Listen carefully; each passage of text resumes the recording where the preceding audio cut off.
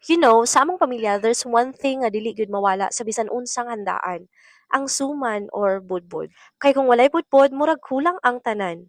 Mingaw ang lamesa o dili buo ang kalipay. For us, budbod is not just food.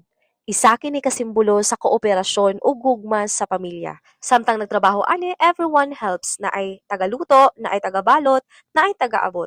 Sama-sama nga malipayon ug walay nagdali. So, while waiting for the occasion or party, ang budbud ang unang iserve para sa mga moabot o para pod sa mga nag-andam sa tanan. Because sa among pamilya dili uso ang bayad sa tagaluto. Ang paghimo sa budbud is a way of showing love and care. Sama-samang kahago pero mas daghan ang katawa o kalipay. And mas lamig gyud ang budbud kung ipare sa kape, tsokolate o sa coke. Ug kung naapay mabilin, mauna ang bring house. Usa ka pahinumdum sa handaan nga pwede nimo dadon pauli. Budbud is more than just a family delicacy. Usa kini sa among ipinagmamalaki kaysa matag balot niini, anaa ang istorya sa pamilya, kultura ug ang gugma nga dapat ipasa sa sunod nga henerasyon.